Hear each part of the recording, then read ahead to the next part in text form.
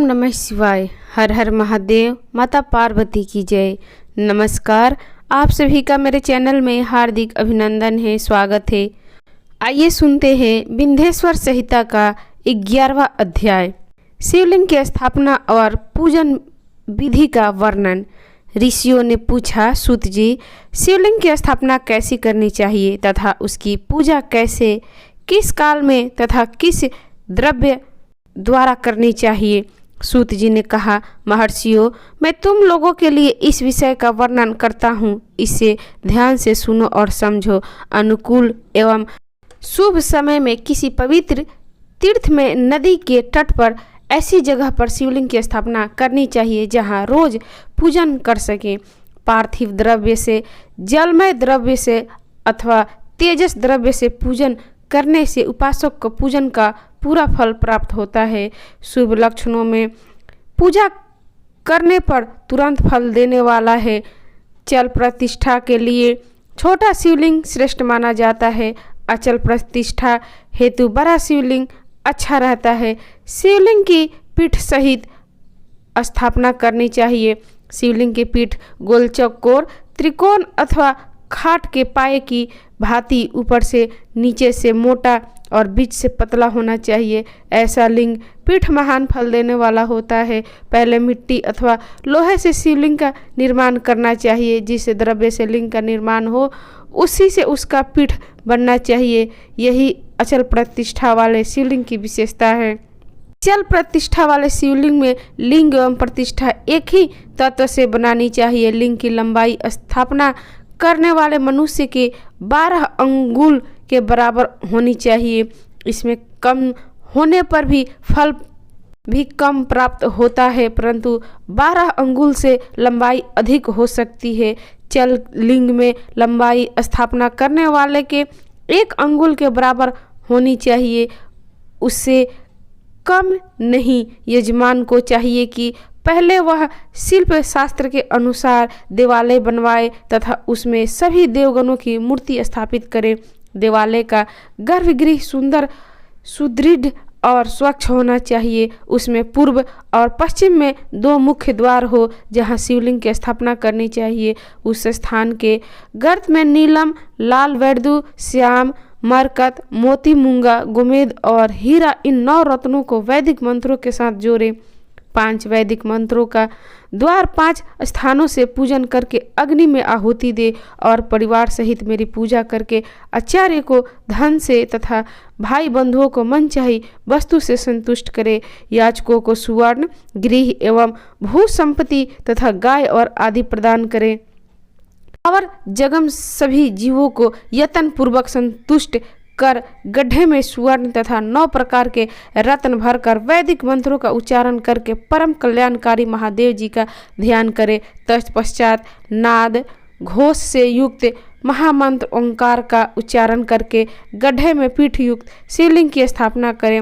वह परम सुंदर मूर्ति की भी स्थापना करनी चाहिए तथा भूमि की संस्कार विधि जिस प्रकार शिवलिंग के लिए की गई है उसी प्रकार मूर्ति की प्रतिष्ठा भी करनी चाहिए। मूर्ति की स्थापना अर्थात प्रतिष्ठा पंचाक्षर मंत्र से करनी चाहिए। मूर्ति को बाहर से भी लिया जा सकता है, परंतु वह साधु पुरुषों द्वारा पूजित हो। इस प्रकार शिवलिंग व मूर्ति द्वारा की गई महादेव की पूजा शिव पद प्रदान करने वाली हो। स्थावर और जंगम से लिंग भी 2 तरह के हो गया। वृक्ष, लता आदि स्थावर लिंग कहते हैं और कृत्रिम कीट आदि को जंगम लिंग। स्थावर लिंग को सींचना चाहिए तथा जंगम लिंग को आहार एवं जल देकर तृप्त करना चाहिए। ये चराचर जीवों को भगवान शंकर का प्रतीक मानकर उनका पूजन करना चाहिए।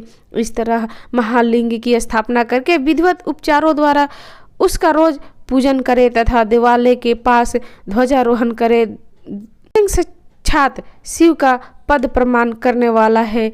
दीप, नैवेद्य, तांबूल, समर्पण, निराजन, नमस्कार और विसर्जन से 16 उपचार हैं। इनके द्वारा पूजन करे।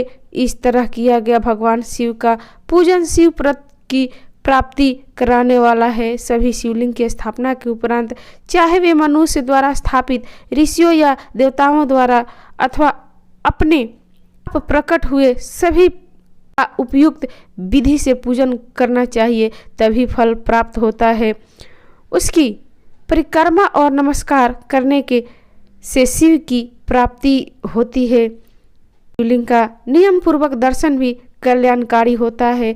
मिट्टी अथवा आटा, गाय के गोबर, फूल, कनेर, पुष्प, फल, गुड़, मक्खन, भस्म अथवा अन्य से शिवलिंग बनाकर प्रतिदिन पूजन करें तथा प्रतिदिन 10,000 प्रणव मंत्रों का जाप करें अथवा दोनों संध्याओं के समय 1 सहस्त्र प्रणव मंत्रों का जाप करें। इससे भी शिव पद की प्राप्ति होती है। जप काल में मंत्र का उच्चारण मन की शुद्धि करता है और नाद और बिंदु से युक्त ओंकार को कुछ विद्वान समान प्रणव कहते हैं। प्रतिदिन 10,000 पंचाक्षर मंत्र का जाप अथवा दोनों संध्याओं को 1 सहस्त्र मंत्र का जाप शिव पद की प्राप्ति कराने वाला है। सभी ब्राह्मण के लिए प्रणव के युक्त पंचाक्षर मंत्र यदि अति फलदायक है। कलश से किया गया मंत्र की दीक्षा मातृकाओं का न्यास सत्य से पवित्र, अतः ब्राह्मण तथा ज्ञानी गुरु सभी को उत्तम माना गया है। पंचाक्षर मंत्र का 5 करोड़ जाप करने से मनुष्य भगवान शिव को सम्मान हो जाता है। 1, 2, 3 अथवा 4 करोड़ जाप करके मनुष्य क्रमशः ब्रह्मा, विष्णु तथा रुद्र तथा महास्वर का पद प्राप्त कर लेता है। यदि 1000 दिनों में तक प्रतिदिन 1 सहस्त्र जाप पंचाक्षर मंत्रों का किया जाए और प्रतिदिन ब्राह्मण को भोजन कराया जाए तो इसमें अविशिष्ट कार्य की सिद्धि होती है। ब्राह्मण को प्रतिदिन प्रातःकाल 1008 बार गायत्री मंत्र का जाप करना चाहिए, क्योंकि गायत्री मंत्र शिव पद की प्राप्ति कराता है। वेद मंत्रों और वैदिक सूक्तियों का भी नियम से जाप करें। अन्य मंत्रों से जितने अक्षर है उनके उतने लाख जाप करें। इस प्रकार यथाशक्ति जाप करने वाला मनुष्य मोक्ष प्राप्त करता है। अपनी पसंद से कोई एक मंत्र अपनाकर प्रतिदिन उसका जाप करे अथवा ओम का नित्य 100 जाप है। ऐसा करने से संपूर्ण मनोरथों की सिद्धि होती है। जो मनुष्य भगवान शिव के फुलवाड़ी या बगीचे लगाता है तथा शिव मंदिर में झाड़ने बुहारने का सेवा कार्य करता है, ऐसे शिव भक्त को पुण्य कर्म की प्राप्ति होती है। अतः समय में भगवान शिव उसे मोक्ष प्रदान करते हैं। काशी में निवास करने से भी योग और मोक्ष की प्राप्ति होती है। इसलिए आमरण भगवान शिव के क्षेत्र में निवास करना चाहिए।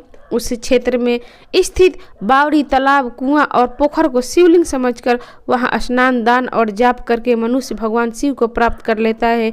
जो मनुष्य शिव के क्षेत्र में अपने किसी मृत संबंधी का दाह और दशाह, मासिक श्राद्ध अथवा वार्षिक श्राद्ध करता है अथवा अपने पितरों को पिंड देता है, वह तत्काल सभी पापों से मुक्त हो जाता है और अंत में शिव पद प्राप्त करता है। लोक में अपने वर्ण के अनुसार आचरण करने व सदाचार व पालन करने से शिव पद की प्राप्ति होती है। निष्काम भाव से किया गया कार्य और अविशिष्ट फल देने वाला एवं शिव पद प्रदान करने वाला होता है। दिन के प्रातः, मध्याह्न और साय 3 विभाग होते हैं। इनमें सभी एक एक प्रकार के कर्म का प्रतिपादन करना चाहिए। प्रातः काल रोजाना दैनिक शास्त्र कर्म, मध्याह्न सकाम कर्म तथा सायकाल शांति कर्म के लिए पूजन करना चाहिए। इसी प्रकार रात्रि में 4 पहर होते, उनमें से बीच के 2 पहर निश्चित काल में कहलाते हैं। इस काल में पूजा करनी चाहिए क्योंकि यह पूजा अविशिष्ट फल देने वाली होती है। कलयुग में कर्म द्वारा ही फल की सिद्धि होगी। इस प्रकार विधि पूर्वक और समय अनुसार भगवान शिव का पूजन करने वाले मनुष्य को अपने कर्मों का फल मिलता है। ऋषियों ने कहा, सूत जी, ऐसे पुण्य क्षेत्र कौन कौन से हैं जिनका आश्रय लेकर सभी स्त्री पुरुष शिव पद को प्राप्त कर ले? कृपया कर हमें बताइए। आगे की कथा अध्याय 16 में आएगी, तो इसके लिए आप मेरे चैनल को सब्सक्राइब करें। सब्सक्राइब करके बेल आइकन को प्रेस जरूर करना ताकि आपको समय पर नोटिफिकेशन मिलता रहे। और कथा सुनने के लिए आप सभी का धन्यवाद। नमस्कार।